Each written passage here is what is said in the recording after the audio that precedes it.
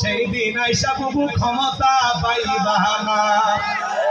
নাই বহু কাদের কাকার অবস্থা খারাপ করবেছে বাবার, হাউ না গেলা কোন সামনে আসে না।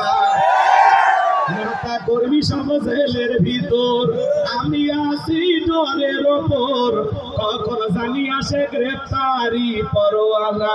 বউ আইবা তুমি আইবা গো, সেই দিন আইসা বুবু চিয়ার পাইবা না।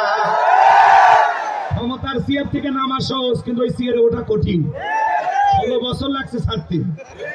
আর আমরা দেখ মেয়ে মানুষের রাগ বেশি, জেদ বেশি। দেখেন না মাঝে মাঝে বাড়িতেই স্বামীর সাথে ঝগড়া লাগে হাড়ি পাতিল ভেঙে ফেলে যায়, স্বামী তুলে আছাড় মারে।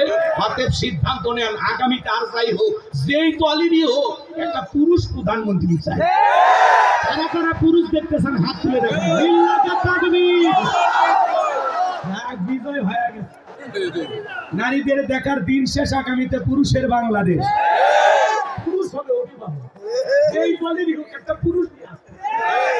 আর মেয়ে মানুষ আসলে 16 বছর ঘর জমাইছিলেন, আবার রেডি থাকেন। আমার ভাইরা চলেন সামনের দিকে যাই, একটু মাঝে মাঝে বাস্তবতা নিয়ে নাড়া না দিলে ওয়াজ ভালো লাগে। এগুলো আপনারা যেন ভুলে না যান, একটু নাড়া দিচ্ছি।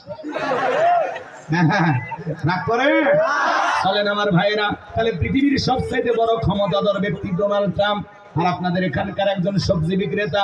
আল্লাহর বান্দা যদি আজান দেওয়ার পরে মসজিদে গিয়ে মাথা নত করে আল্লাহকে সেজদা দেয়, বলেন তো বাজান এই পৃথিবীর বড় লিডার ডোনাল্ড ট্রাম্পের চাইতে সবজি বিক্রেতা ইমানদারের দাম কম না বেশি?